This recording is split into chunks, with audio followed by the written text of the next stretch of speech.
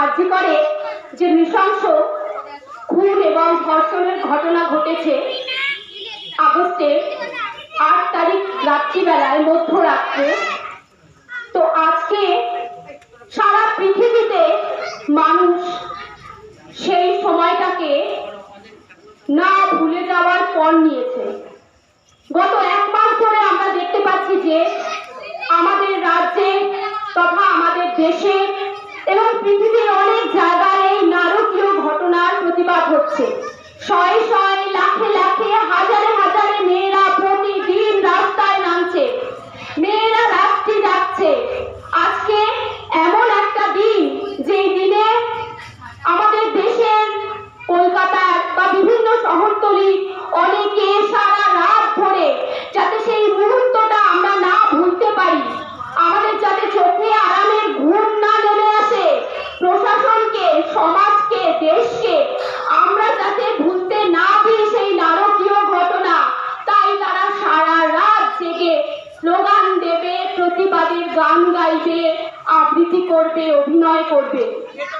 তো সেই ঘটনারই আমরা সামান্য একটা অংশ হতে চেয়েছি।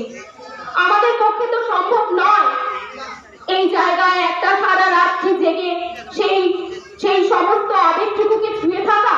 তাই আমাদের আজকে এই সন্ধ্যেবেলায় টাউন ক্লাবের প্রাঙ্গণে আমরা সামান্য একটি সাংস্কৃতিক প্রতিবাদ সভার আয়োজন করেছি। আমি সমস্ত এলাকাবাসীর সবাইকে জানাবো, আহ্বান জানাবো যে আপনারা আমাদের এই সাংস্কৃতিক প্রতিবাদ সভায় যোগ দিন। আমরা নিজেরা, আমরা এলাকাবাসী, বিশেষ করে মহিলাদের আমি বলবো, যে কোনো বয়সের মহিলারা আপনারা আসুন, আমরা একসাথে এক গলায়, এক স্বরে এই নারকীয়, নৃশংস, ঘৃণ্যতম ধর্ষণ এবং হত্যাকাণ্ডের প্রতিবাদ করি। আজকের এই প্রতিবাদ আমাদের বুকে জমে থাকা অনেক কষ্টের বহিঃপ্রকাশ। এর আগেও এখানে দু একটা যে বহিঃপ্রকাশ স্বরূপ কিছু মিছিলের আয়োজন করা হয়েছে।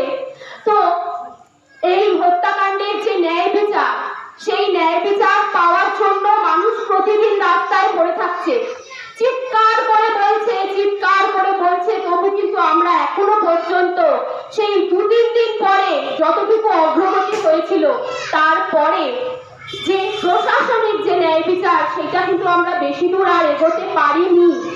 তার ফলে আমাদের এই প্রতিবাদের স্বর, আমাদের এই যন্ত্রণার স্বর আরো কঠিন থেকে কঠিনতর, তীব্র থেকে তীব্রতর করতে হবে।